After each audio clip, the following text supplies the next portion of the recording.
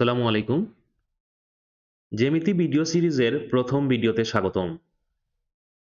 এই ভিডিও সিরিজে আমরা জ্যামিতির একদম শূন্য থেকে অ্যাডভান্স লেভেল পর্যন্ত আলোচনা করব। গণিতের সবগুলা অংশের মধ্যে জ্যামিতি অংশটা সাধারণভাবে আমাদের কাছে একটু কঠিন মনে হয়। চাকরির পরীক্ষায় জ্যামিতি থেকে আসা প্রশ্নগুলো অনেক সময় আমরা ছেড়ে আসি, হয়তো কঠিন মনে হয় কিংবা সময় বেশি লাগে।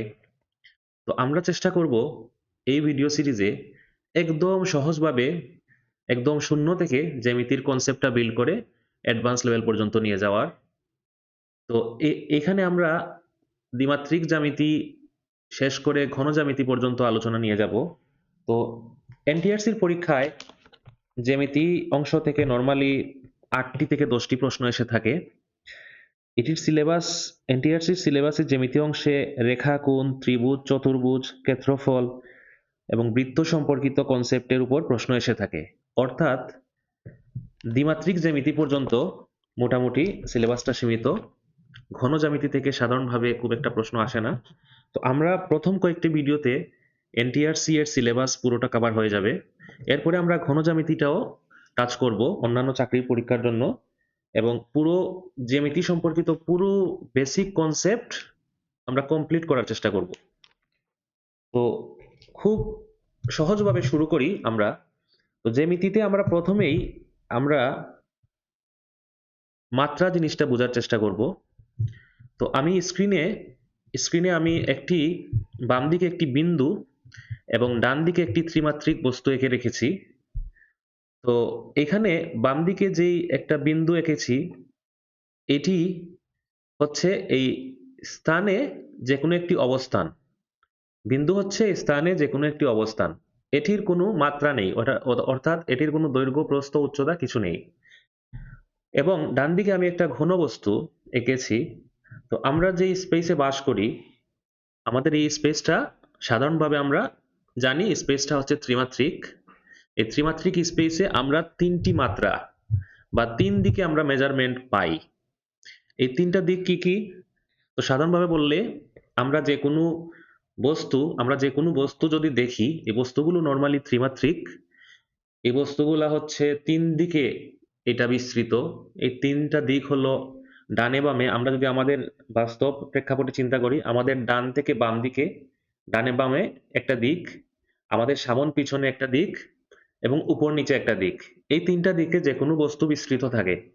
তো এই তিনটা দিকই হচ্ছে আসলে তিনটি মাত্রা, সহজভাবে বললে। তো এখানে আমি একটা ত্রিমাত্রিক একটা বস্তু, একটা আয়তাকার শেপের ত্রিমাত্রিক ঘনবস্তু এঁকেছি।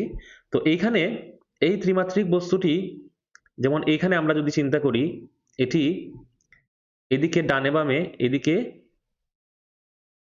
আমার আমার সাপেক্ষে এই যে এইদিকে ডানে বামে, এদিকে সে বিস্তৃত, এদিকে তার একটা মাত্রা বা একটা মেজারমেন্ট আছে।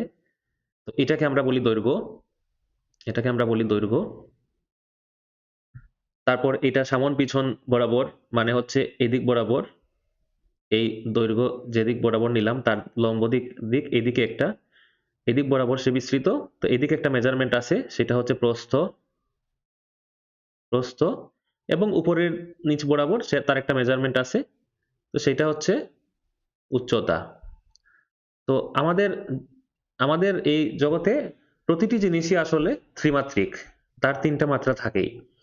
তো এখানে এই তিনটা মাত্রা, দৈর্ঘ্য, প্রস্থ, উচ্চতা যার আছে, সে হচ্ছে একটা ঘনবস্তু, সে হচ্ছে একটা সলিড বা একটা ঘনবস্তু।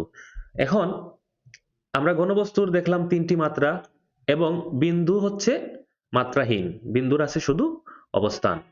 তো এখন এইখানে আমরা বিন্দু জিনিসটা বুঝলাম, আমরা তিনটা মাত্রা বুঝলাম, ত্রিমাত্রিক বস্তু বুঝলাম, এবং আমরা হচ্ছে আরেকটা জিনিস বুঝবো, সেটা হচ্ছে তল বা সারফেস। এই বিন্দুর যেমন হচ্ছে কোনো মাত্রা নেই, এই ত্রিমাত্রিক ঘনবস্তুর যেমন তিনটি মাত্রা আছে, একইভাবে তলের হচ্ছে দুইটি মাত্রা। তল যেমন উদাহরণস্বরূপ আমি যে স্ক্রিনে লিখতেছি, এই স্ক্রিনটা আমার, এই যে ওয়ান নোটের স্ক্রিনটা, এই স্ক্রিনটা একটা দ্বিমাত্রিক দ্বিমাত্রিক তল।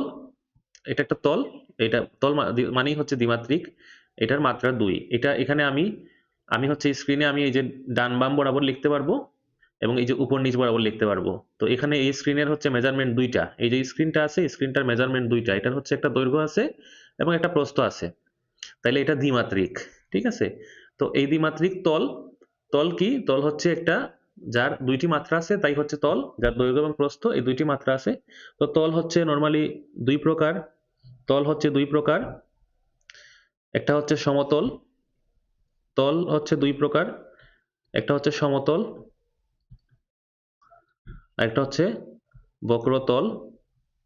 তো আমরা হচ্ছে সমতল নিয়ে প্রথমে আলোচনা করব, সমতল। তো সমতল হচ্ছে এখানে এই যে স্ক্রিনটা, এটা একটা সমতল।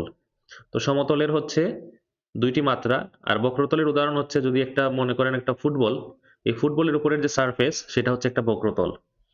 তো আমরা সমতলে আমরা দৈর্ঘ্য প্রস্থ এই দুইটা মাত্রা পাই।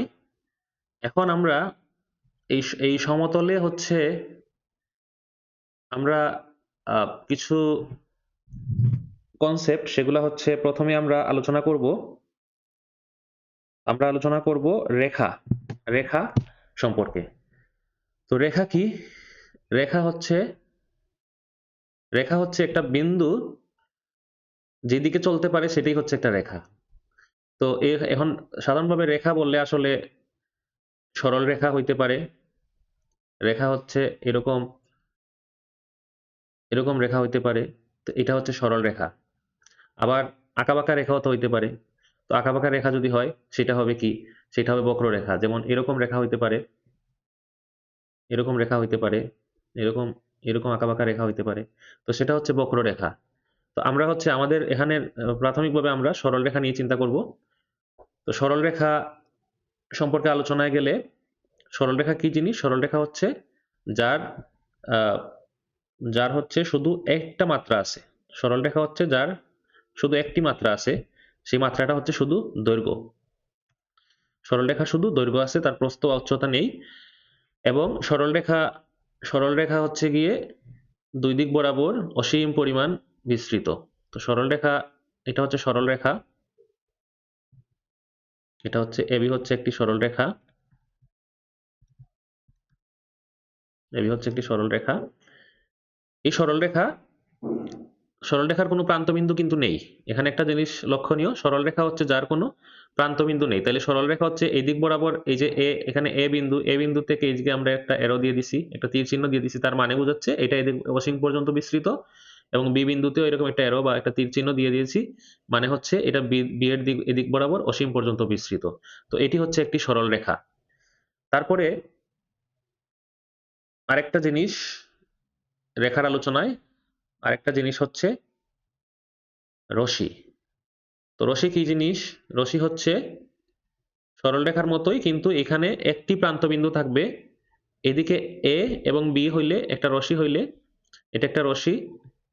এই রশির হচ্ছে আহ, একটা প্রান্তবিন্দু আছে, যেমন এ বিন্দুটা হচ্ছে ফিক্সড এখানে, এখানে এটা শেষ, মানে একটা প্রান্তবিন্দু। এই রশির হচ্ছে একদিকে এখানে লিমিটেড, এখানে শেষ।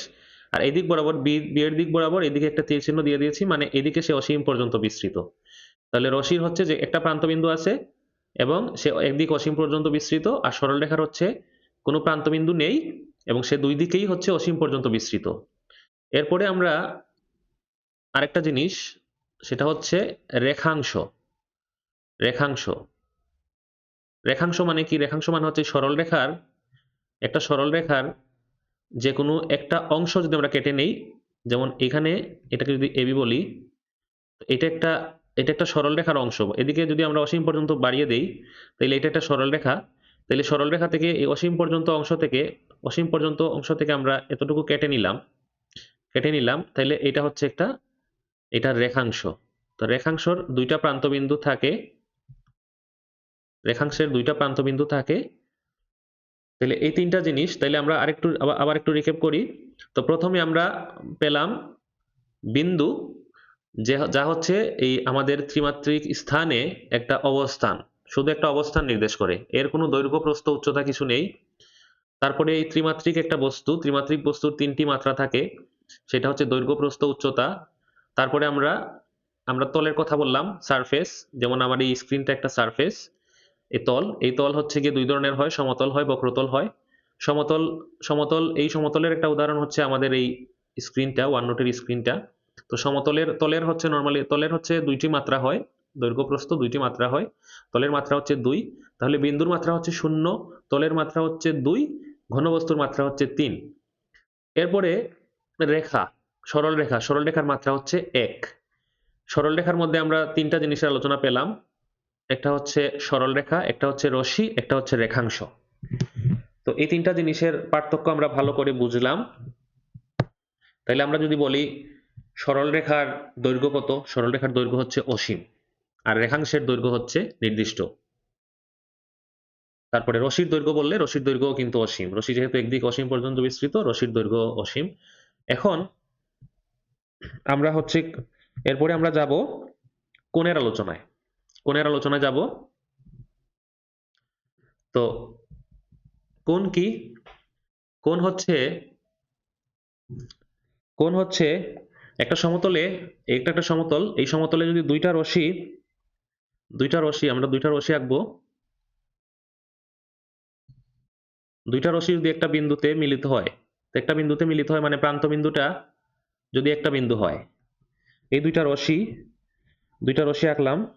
তো এই দুইটা রশ্মির একটা আমরা যদি বলি, একটাকে যদি বলি এবি, এবি, আর একটাকে যদি বলি এসি, তাহলে এই দুইটা রশ্মির প্রান্তবিন্দু, একটা একটা প্রান্তবিন্দু, রশ্মির তো একটা প্রান্তবিন্দু থাকে, এই প্রান্তবিন্দুটা যদি কমন হয়, মানে দুইটার প্রান্তবিন্দুই যদি সেম হয়, তাহলে এইখানে এই দুইটা রশ্মির প্রান্তবিন্দু যেখানে মিলিত হয় সেইখানে একটা কোণ তৈরি হয়।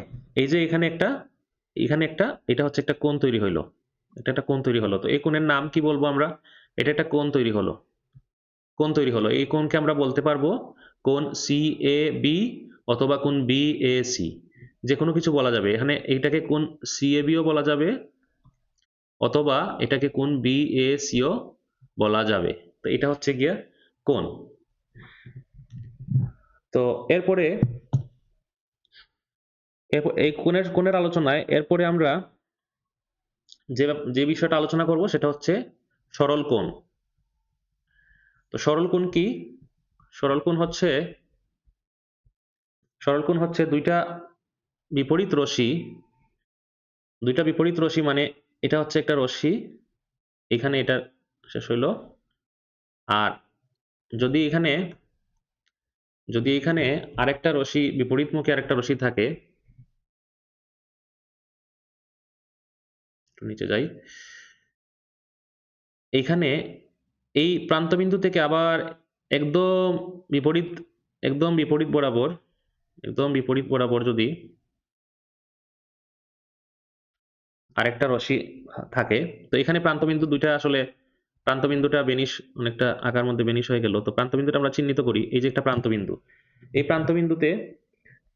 প্রান্তবিন্দুতে যদি এরকম হয়, দুইটা পরস্পর বিপরীত রশ্মি এদের প্রান্তবিন্দুতে যে কোণ উৎপন্ন করে, পরস্পর বিপরীত মানে একদম বিপরীত, একদম অপোজিট বরাবর, ঠিক আছে? এটা এদিক হইলে এটা একদম তার উল্টো দিক বরাবর থাকলে তাদের এই যে প্রান্তবিন্দু যদি একই হয়, তাহলে এখানে একটা কোণ উৎপন্ন হচ্ছে, এটা একটা কোণ উৎপন্ন হচ্ছে, এই কোণকে আমরা বলবো সরল কোণ, ঠিক আছে? এই কোণটাকে একটা সরল কোণ বলা হয়। তো এটা হচ্ছে কি? এটা হচ্ছে সরল কোণ। তো এখানে যদি এরকম হয়, এই রশ্মিটা যদি OA হয় আর এই রশ্মিটা যদি OB হয়, তাহলে এখানে কোণ যে উৎপন্ন হয়েছে, এই কোণের নাম কি বলবো? কোণের নাম হচ্ছে কোণ AOB, কোণ AOB। তো একটা সরল কোণের আলোচনায় আমরা জানি এই সরল কোণ মানে হচ্ছে দুই সমকোণ, যদিও সমকোণের আলোচনাটা এখন আসে নাই, তো এটা হচ্ছে দুই সমকোণ। তো এরপরে তাইলে আমরা যেটা আলোচনা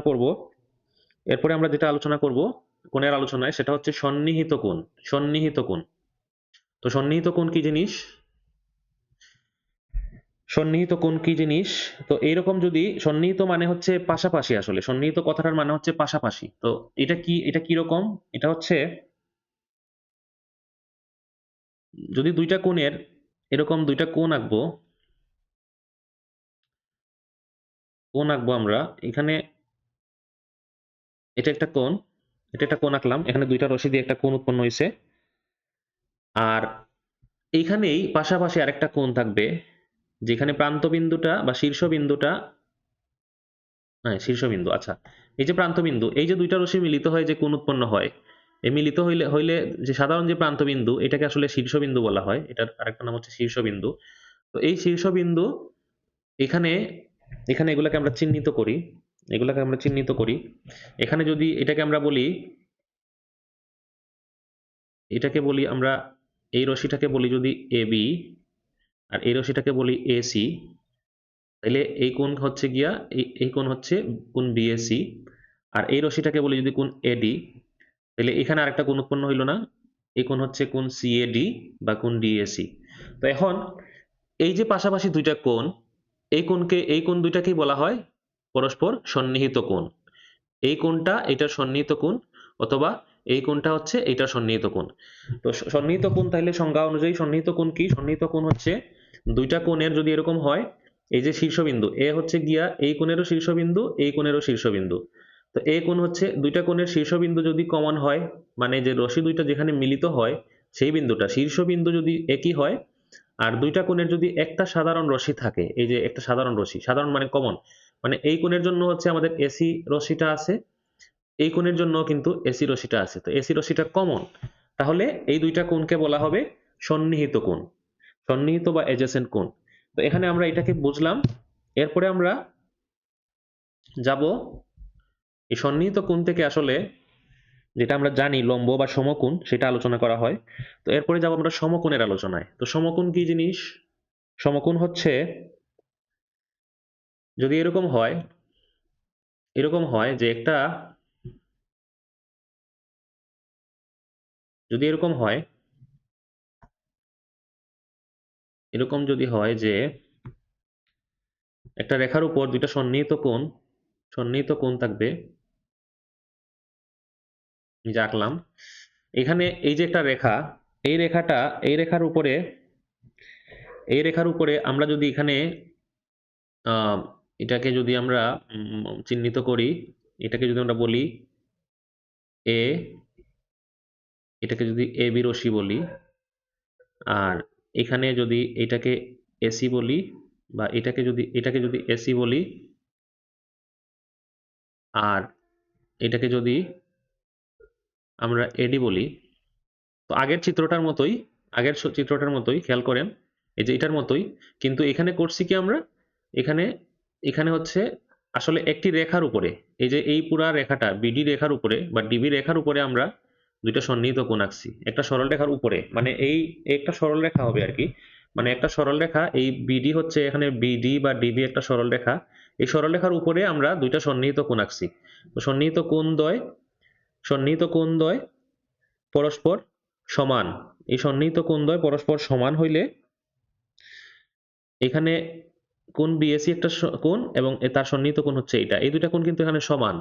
ঠিক আছে, একটা রেখার উপর যদি আমরা দুইটা সন্নিহিত কোণ আঁকি এবং এই দুটো যদি সমান হয়, তাহলে তাদেরকে বলা হয় সমকোণ। এখানে এইটা একটা সমকোণ, এটা একটা সমকোণ, এটা একটা সমকোণ। এখন এগুলো আসলে আমরা হয়তো আমাদের এই সমকোণ সম্পর্কে হয়তো একটা বেসিক আইডিয়া আছে, এভাবে সংজ্ঞায়িত করা হয়, সন্নিহিত কোণের সংজ্ঞা দিয়ে সংজ্ঞায়িত করা হয়। তো এখন এটা হচ্ছে একটা সমকোণ, এটা হচ্ছে একটা সমকোণ, আর এখানে এই যে এই এসি, এসি হচ্ছে গিয়া এবি বা এই বিডি এর উপরে কি লম্ব, এবি বা এবি বা এবি বা বিডি এর উপরে এসি হচ্ছে লম্ব। তো এখন লম্ব এবং সমকোণ সম্পর্কে আমাদের আইডিয়া হলো। এরপরে আমরা আলোচনা করব সূক্ষ্ম কোণ। সূক্ষ্ম কোণ, আমরা লম্ব যদি বুঝি, লম্ব মানে হচ্ছে একদম একটা রেখার উপর একটা রেখা যদি লম্ব আঁকা হয় এবং খাড়াভাবে আঁকা হয়, তাহলেই সমকোণ উৎপন্ন হয়। সমকোণ থেকে আমরা পরবর্তীতে যাব সূক্ষ্ম কোণ এবং স্থূল কোণের আলোচনায়। তো সূক্ষ্ম কোণ কি? সূক্ষ্ম কোণ মানে হচ্ছে আমরা এই চিত্রটাতে আমরা দেখাই, এটাতে আমরা দেখাই, আমরা এখানে এখান থেকে সমকোণ কথাটা কেটে দিব, আমরা এখানে এই ছবিতে আমরা দেখাই, এখানে, এখানে আমরা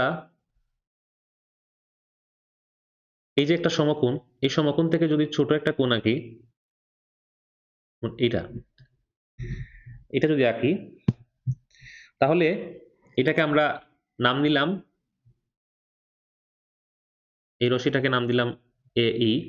তাহলে এখানে এই যে কোণ উৎপন্ন হইলো, এই যে কোণ উৎপন্ন হইলো, এটা কি এই সমকোণ থেকে ছোট না? সমকোণ কতটুকু? সমকোণ হচ্ছে এই যে এতটুকু, এই কোণটা, কোণ বিএসি। এই সমকোণ থেকে আমরা ছোট কোণ আঁকলাম। তাইলে ছোট কোণ আঁকলে এইটা হলো, এই কোণটা হইলো সূক্ষ্ম কোণ। সূক্ষ্ম সূক্ষ্ম কোণ। এই কোণটা হলো সূক্ষ্ম কোণ। এই কোণটা হলো সূক্ষ্ম কোণ। এখানে একটু মুছে দেই, একটু হিজিবিজি হয়ে গেছে। এটা হচ্ছে গিয়ে সূক্ষ্ম কোণ। আর এখানে যদি এই সমকোণ থেকে, এই সমকোণ থেকে একটা বড় কোণ আঁকা হয়, মানে এইটা ধরলাম, এটার নাম দিলাম এ এফ। তাহলে এখানে এই যে কোণটা উৎপন্ন হইলো, এটা হচ্ছে একটা সমকোণ। সমকোণ এখানে আমরা লিখি, এটার সম্পর্কটা লিখি, যেমন এখানে কোণ বি এ ই, এটা এটা ছোট, এটা হচ্ছে কোণ বিএসি থেকে ছোট, তাই না? কোণ বিএসি হচ্ছে সমকোণ, কোণ বিএসি হচ্ছে সমকোণ, এই সমকোণ থেকে এটা ছোট কোণ, তাই না? এই ছোট কোণটা হচ্ছে সূক্ষ্ম কোণ, এটা হচ্ছে সূক্ষ্ম কোণ, এটা হচ্ছে সূক্ষ্ম কোণ। আর এইখানে আমরা যদি দেখি, আমরা এখানে যদি দেখি যে এই কোণটা, এই যে কোণটা, এই কোণ, এই কোণ কি? কোণ বি এ সি, এই এফ, কোণ বি এ এফ। এই কোণ বি এ এফ কোণটি, এই কোণ বি এ এফ, এই কোণটি, এই কোণটি আমরা দেখতেছি কি, এই কোণটা হচ্ছে সমকোণ থেকে বড়, সমকোণ কোণ বিএসি থেকে, কোণ বিএসি থেকে এটা বড়। তাহলে এই কোণ বিএএফ, এই কোণ বিএএফ এটা হচ্ছে, এটা হচ্ছে কি? এটা হচ্ছে স্থূল কোণ, এটা হচ্ছে স্থূল কোণ। তো সূক্ষ্ম কোণ আর স্থূল কোণ এটা আমরা বুঝলাম। তো কোণের মেজারমেন্টে আসলে আমরা এখানে আমরা বলতে পারি যে আমরা এগুলো ডিগ্রিতে, ডিগ্রি এককে আমরা কোণ পরিমাপ করি, তো আমরা সেটা হয়তো জানি। তো ডিগ্রি এককে কোণ পরিমাপ করলে আমরা জানি সমকোণের মান হচ্ছে 90 ডিগ্রি। সমকোণের মান যেমন এখানে কোণ বিএসি, কোণ বিএসি সমান 90 ডিগ্রি, ডিগ্রি হচ্ছে কোণ পরিমাপের একক। কোণ বিএসি হচ্ছে 90 ডিগ্রি, সমকোণকে বলা হয় 90 ডিগ্রি। আর সরল কোণকে, যেমন এখানে, এখানে সরল কোণ, এখানে যদি আমরা বিএডি কোণ বলি, এটা হচ্ছে একটা সরল কোণ। যেমন এখানে, এখানে যদি আমরা, আমরা যদি এখানে কোণ, কোণ এই যে এটা বলি, এটা হচ্ছে একটা সরল কোণ। তো এখানে কোণ বিএডি এটা সরল কোণ, সরল কোণ হচ্ছে 180 ডিগ্রি। তাহলে এই যে সূক্ষ্ম কোণ, সূক্ষ্ম কোণ যেহেতু সমকোণ থেকে ছোট, যেমন এখানে সূক্ষ্ম কোণ হচ্ছে কোণ বিএই, এটা হবে কি? এটা হবে 90 ডিগ্রি থেকে ছোট। এই এটা হচ্ছে ছোট চিহ্ন, 90 ডিগ্রি থেকে ছোট, লেস দেন 90 ডিগ্রি। আর এই যে স্থূল কোণ আঁকলাম এখানে, স্থূল কোণ কত? কোণ বিএএফ, এটা স্থূল কোণ, এটা স্থূল কোণটা হচ্ছে 90 ডিগ্রি থেকে বড়, 90 ডিগ্রি থেকে বড়। আর স্থূল কোণের হচ্ছে 90 ডিগ্রিতে বড় হইলেও এটা কিন্তু 180 ডিগ্রি থেকে আবার ছোট হইতে হবে, সরল কোণ থেকে ছোট হইতে হবে, না হলে এটা স্থূল কোণ হবে না। তাইলে সূক্ষ্ম কোণ আমরা এইভাবে লিখতে পারি। আসলে সূক্ষ্ম কোণ স্থূল কোণের আরেকটু, আরেকটু করে লিখতে পারি আমরা, যে সূক্ষ্ম কোণ আর স্থূল কোণে, সূক্ষ্ম কোণ হচ্ছে,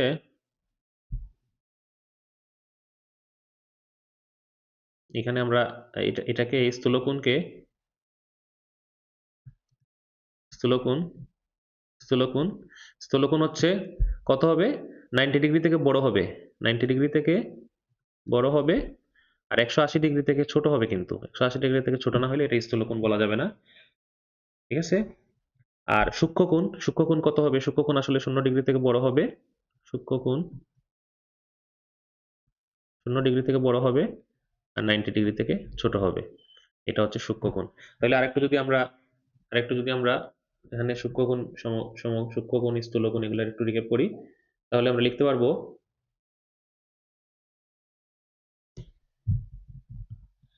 এই যে এখানে এই কোণটা, এই কোণটা হচ্ছে একটা সূক্ষ্ম কোণ, এই কোণটা হচ্ছে একটা সূক্ষ্ম কোণ, এতটুকু সূক্ষ্ম কোণ। এখানে আমরা যদি এইভাবে খাড়া একটা লাইন টানি, এটা এটা হবে গিয়ে এটা হবে কি, এটা হবে সমকোণ, এটা হচ্ছে সমকোণ। আর এই সমকোণ থেকে যদি আমরা লাইনটা এদিকে দেই আর একটু বড় দেই, তাহলে এটা হচ্ছে কি, এটা হচ্ছে স্থূলকোণ। এটা হচ্ছে এই যে কোণটা, এটা হচ্ছে স্থূলকোণ। তো সূক্ষ্মকোণ, সমকোণ, স্থূলকোণ এগুলো আমরা বুঝলাম, এবং সরল কোণ। তারপরে খুবই ইম্পর্টেন্ট দুইটা জিনিস আমরা যাব। এরপরে হচ্ছে আরেকটা কোণ, আরেকটা কোণ বলা হয় প্রবৃদ্ধ কোণ। আরেকটা কোণের আলোচনা করব, সেটা হচ্ছে প্রবৃদ্ধ কোণ। তো প্রবৃদ্ধ কোণটা কি? প্রবৃদ্ধ কোণ হচ্ছে এটা, এই যে সরল কোণ, এই সরল কোণ থেকেও বড়। যেমন সরল কোণ আমরা আঁকি যদি, যেমন এইখানে এখানে আমরা যদি এই পয়েন্টে সরল কোণটা চিহ্নিত করি, তো সরল কোণটা কি হবে? সরল কোণটা কি হবে? সরল কোণ হচ্ছে এইটা, ঠিক আছে? এখন একটা রশ্মি যদি আমরা এদিক বরাবর নেই, এই দিক বরাবর নেই, এদিক বরাবর একটা রশ্মি নেই, তাহলে এইখানে যে কোণটা উৎপন্ন হইলো, একটু খেয়াল করি আমরা, এইখানে যে কোণটা উৎপন্ন হইলো, এই যে এতটুকু গেলে এটা সরল কোণ, তারও পরে যদি যাই এতটুকু, তাহলে এই সরল কোণ থেকে বড় হয়ে গেল কোণটা, তাই না? এতটুকু, এতটুকু নিলে এই যে কোণটা উৎপন্ন হয় এটা কিন্তু সরল কোণ থেকে বেশি, মানে দুই সমকোণ থেকে এটা বেশি। দুই সমকোণ মানে সরল কোণ মানে হচ্ছে দুই সমকোণ। এই যে এখানে সরল কোণ, এই সরল কোণটা হচ্ছে দুই সমকোণের সমান, তাই না? একটু আমরা সরল কোণটা কিভাবে দুই সমকোণের সমান হয় আমরা এটা একটু এখানে দেখি। যেমন এই যে এইখানে, এইখানে বা এই চিত্রটাতে আমরা দেখি, এইখানে দেখি, এইখানে সরল কোণ কতটুকু? এতটুকু, তাই না? এদিক বরাবর সরল কোণ। বা এটাকে আমরা আরেকটা ছবি আঁকি। এইখানে এদিক বরাবর একটা লম্ব টেনে দিব।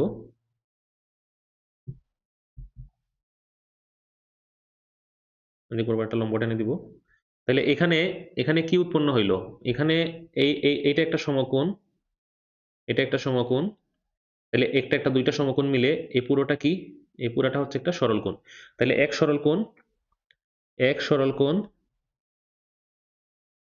সরল কোণ, এখানে সরল লেখাটা হয় নাই, সরল কোণ একটু মুছে দিব। এক সরল কোণ সমান আমরা লিখতে পারি দুই সমকোণ। এক সরল কোণ সমান দুই সমকোণ। এখন বা এক সরল কোণ হচ্ছে 180 ডিগ্রি, 180 ডিগ্রি। আর দুই সমকোণ মানে তো 90 ডিগ্রি, 90 ডিগ্রি, 180 ডিগ্রি। এক সরল কোণ মানে হচ্ছে 180 ডিগ্রি।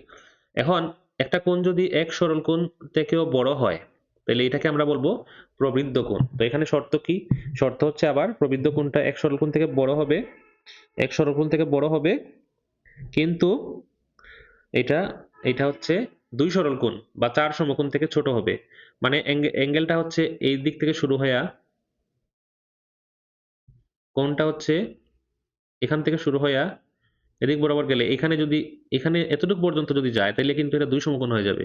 তো এতটুকু পর্যন্ত যাওয়া যাবে না, তার আগ পর্যন্ত থাকতে হবে, মানে এতটুকুও হইতে পারে। এটা যদি আমরা বলি যে কোণটা এতটুকু বড় হবে, তাও সম্ভব, তাও কিন্তু সেটা প্রবৃদ্ধ কোণ। এতটুকু যদি হয়, এটা এই কোণটা এদিকে এখান থেকে ধরে আমি এতটুকু পর্যন্ত যে কোণটা পাইলাম, এটা হচ্ছে গিয়ে প্রবৃদ্ধ কোণ। তাহলে প্রবৃদ্ধ কোণের মানে শর্ত কি? প্রবৃদ্ধ কোণের শর্ত হচ্ছে এখানে এক সরল কোণ বা দুই সমকোণ থেকে বড় হবে। তো প্রবৃদ্ধ কোণ আমরা একটু লিখি এখানে,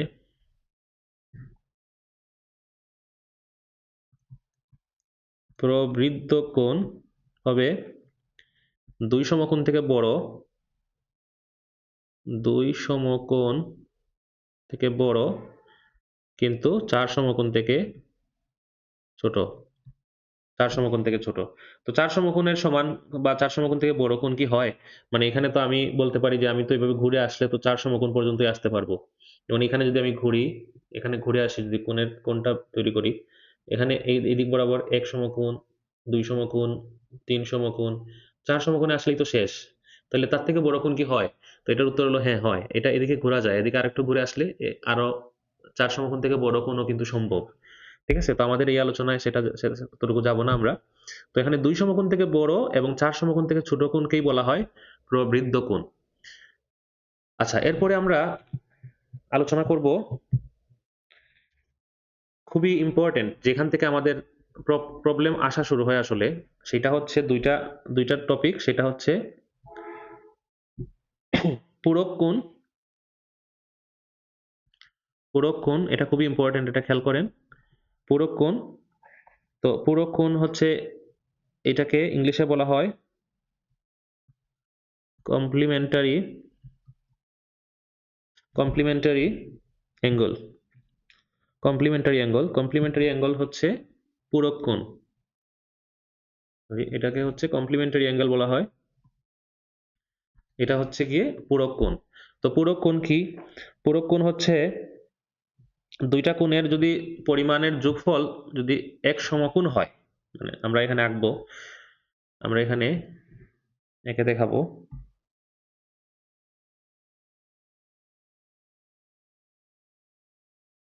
তো এখানে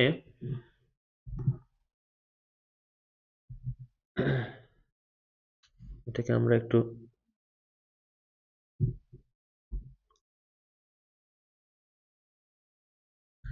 একটু পাকা হয়ে গেছে, এটাকে আমরা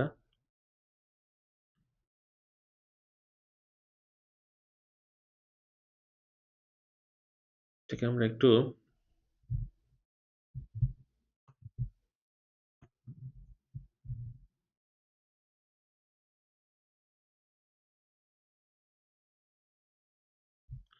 আচ্ছা আমরা একটু আঁকি। এখানে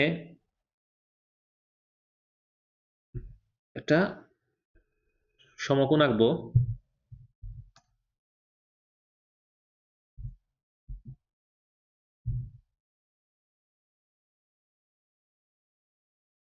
সমকোণ আঁকবো,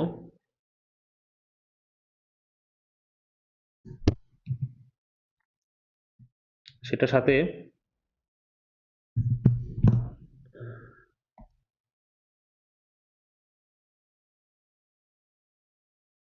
এটাকে 2 ভাগ করে দিব এভাবে। তাহলে এখানে দুইটা কোণ পাইলাম, এই সমকোণের ভিতরে দুইটা কোণ পাইলাম। এই দুইটা কোণের আমরা নামকরণ করি। তো এই দুইটা কোণের, এটা যদি অবিন্দু বলি আমরা, তাহলে এটাকে আমরা বলতে পারি ও এ, ও বি, ও সি। তাহলে এখানে আমরা দেখি, এইখানে যে দুইটা কোণ উৎপন্ন হয়েছে, কোণ এ ও সি আর কোণ বি ও সি, এই দুইটা কোণের যোগফল কত? এক সমকোণ, তাই না? এই দুইটা কোণ যোগ করে এক সমকোণ হচ্ছে, মানে এখানে এখানে এই যে কোণ, এতটুকু কোণ এর সাথে এতটুকু কোণ যোগ হইলে এই পুরো কোণটা হয়, তাই না? এই পুরা এক সমকোণ কোণ হয়। তাইলে এখানে এখানে আমরা লিখতে পারি, এখানে আমরা লিখতে পারি কি?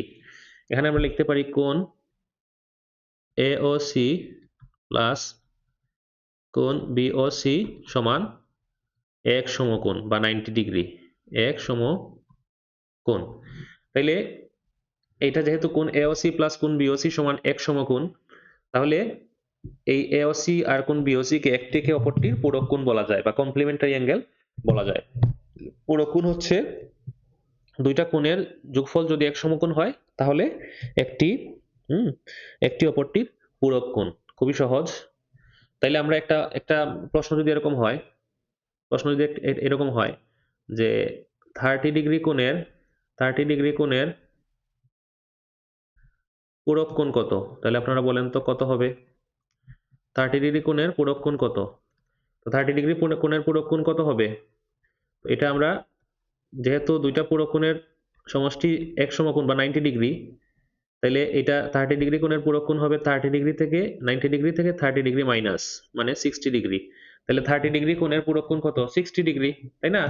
মানে দুইটা কোণ যোগ করে তো 90 ডিগ্রি হইতে হবে। তাহলে 30 ডিগ্রি কোণের পূরক কোণ 60 ডিগ্রি। 20 ডিগ্রি কোণের পূরক কোণ কত হবে তাহলে? 70 ডিগ্রি, তাই না? বা এখানে যদি আমরা বলি 25 ডিগ্রি কোণের পূরক কোণ কত ডিগ্রি হবে? তাহলে সেটা হবে কত? সেটা হবে 65 ডিগ্রি। তো এইভাবে কিন্তু এই সহজ কনসেপ্ট দিয়েই কিন্তু এমসিকিউ আসে, পরীক্ষায় এমসিকিউ আসে, সহজ কনসেপ্ট দিয়ে আসে। তারপরে তারপরে আরেকটা আরেকটা টপিক, সেটা হচ্ছে খুব ইম্পর্টেন্ট, সেটা হচ্ছে এই পুরো কোণের মতোই, সেটা হচ্ছে সম্পূরক কোণ। সেটা হচ্ছে সম্পূরক কোণ। তো এখানে পূরক কোণ, সম্পূরক কোণ দুইটা টার্ম মনে রাখতে হবে এবং দুইটা কিন্তু গুলিয়ে ফেলা যাবে না। গুলিয়ে ফেললে কিন্তু আমরা ভুল করব। তো সম্পূরক কোণ হচ্ছে সাপ্লিমেন্টারি অ্যাঙ্গেল, এটাকে ইংলিশে বলা হয় সাপ্লিমেন্টারি অ্যাঙ্গেল। তো এটার টার্মটা আসলে জেনে রাখা ভালো। এটাকে বলা হয় সাপ্লিমেন্টারি অ্যাঙ্গেল। তো সম্পূরক কোণের মানে সম্পর্কটা কি? সম্পর্কটা হচ্ছে ওইটার মতোই, কিন্তু এখানে দুইটা কোণের, সম্পূরক কোণের ক্ষেত্রে দুইটা কোণের যোগফল হচ্ছে এক সমকোণ না, এটা যোগফল হচ্ছে দুই সমকোণ।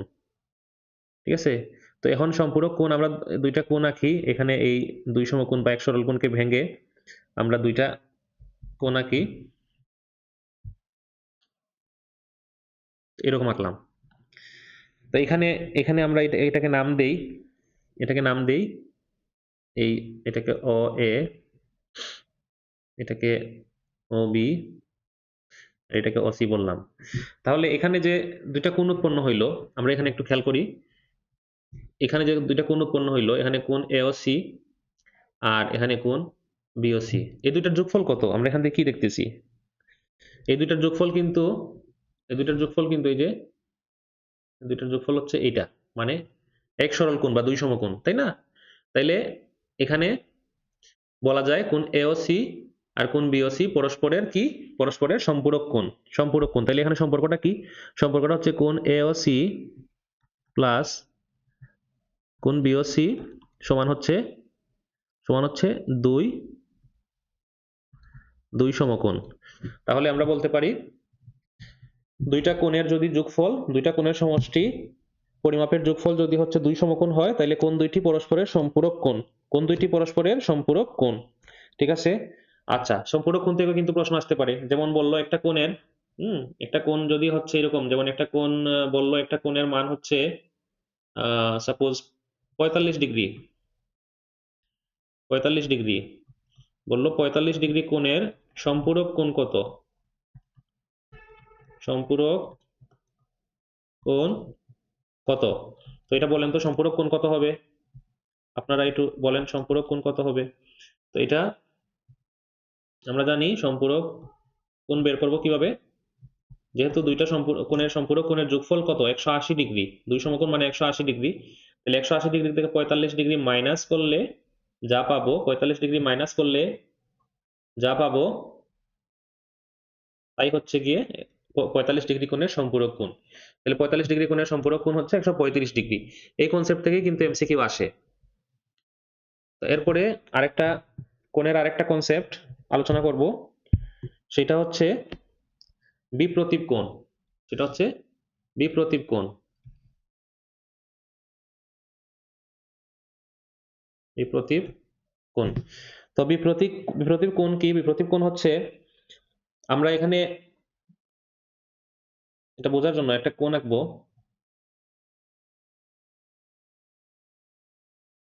এরকম করে একটা কোণ আঁকবো, একটা কোণ আঁকবো। তো এই কোণটাকে আমরা বলতে পারি, এটাকে বলতে পারি ও এ, এটাকে ও বি। তাহলে কোণ এ ও বি, তাই না? তো এখন এই কোণের দুইটা বাহু হচ্ছে এই দুইটা, তাই না? ও এ বা ও বি। তো এই বা রশ্মি বলতে পারি, দুইটা রশ্মি আসলে ও এ ও বি, দুইটা রশ্মি। তো এই দুইটা রশ্মি মিলিয়ে তো একটা কোণ উৎপন্ন হয়। তো এই রশ্মিগুলোর বিপরীত রশ্মি, মানে বিপরীত মানে হচ্ছে এই দিক বরাবর এক্সটেন্ড করে দিব বিপরীত রশ্মি। যেমন এটার বিপরীত রশ্মি, অবির বিপরীত রশ্মি কি? অবির বিপরীত রশ্মি হচ্ছে এই যে এদিক বরাবর। অবির বিপরীত রশ্মি হচ্ছে এটা, তাই না? এদিক বরাবর। এটা হচ্ছে অবির বিপরীত রশ্মি। অবির বিপরীত রশ্মি, এটাকে আমরা আমরা বললাম ওডি। আর এই অ এর বিপরীত রশ্মি কি হবে? বিপরীত রশ্মিটা হবে বিপরীত দিকে, একদম বিপরীত। ও এর দিক কোন দিক? ও এর দিক হচ্ছে, ও এর দিক হচ্ছে লম্বা হয়ে গেছে। ও এর দিক হচ্ছে এই দিক বরাবর, আর বিপরীত রশ্মির দিক হচ্ছে এই দিক বরাবর, তাই না? বিপরীত রশ্মির দিক হচ্ছে এই দিক বরাবর। তো এটা এটা মনে হয় একটু বাঁকা হয়ে গেল, এটা একটু বাঁকা হয়ে গেল। তো এটা একটু সোজা হবে আর কি, সোজা স্ট্রেট ধরে নেবেন, এটা স্ট্রেট। এই দিক একদম সোজা বিপরীত দিকে, একদম সোজা বিপরীত দিকে, হ্যাঁ। তো এটাকে অয় বললে, এটাকে আমরা অএসি ওসি বললাম। তো এখন এই যে এই দুইটা কোণের দুইটা রশ্মির বিপরীত রশ্মিদ্বয় যে কোণ উৎপন্ন করে, মানে এটা তো এই দুইটা রশ্মি তো এই কোণ উৎপন্ন করছে, আর তার বিপরীত রশ্মিদ্বয় মানে হচ্ছে ওডি আর ওসি, এইটা এই কোণটা উৎপন্ন করছে, তাহলে এই দুইটা কোণ কি হবে? পরস্পর বিপ্রতীপ কোণ। বিপ্রতীপ কোণ, ঠিক আছে? এখানে আমরা বিপ্রতীপ কোণ বলতে পারি কি? আমরা বলতে পারি কোণ এ ও বি, কোণ এ ও বি আর কোণ সি ও ডি পরস্পর পরস্পর বিপ্রতীপ কোণ। বিপ্রতীপ বিপ্রতীপ কোণ। বিপ্রতীপ কোণ, এখন বিপ্রতীপ কোণ কিন্তু সমান হয়। বিপ্রতীপ কোণ কিন্তু সমান হয়, মানে এই কোণ কিন্তু সমান, বিপ্রতীপ কোণ কিন্তু অবশ্যই সমান হয়। এখন এখানে আমরা কিন্তু তাইলে এটাকেও তো, এই কোণটাকে কোণ এওডি, কোণ এওডি কে কি কোণ বিওসি এর বিপ্রতীপ কোণ বলতে পারি, তাই না? এওডি কে কোণ বিওসি বিপ্রতীপ কোণ বলতে পারি। তো এই কোণের আর এই কোণ কিন্তু তাইলে এই কোণ আর এই কোণও কিন্তু সমান হবে। তো এটা হচ্ছে বিপ্রতীপ কোণের কনসেপ্ট। এখন এই বিপ্রতীপ কোণ, এরপরে হচ্ছে আমরা এই কোণের আলোচনা মোটামুটি প্রায় শেষ পর্যায়ে। তো এরপরে আমরা এই ভিডিওটা আপাতত এতটুকুই রাখবো। পরের ভিডিওতে আমরা এরপর থেকে আলোচনা করতেছি। ধন্যবাদ।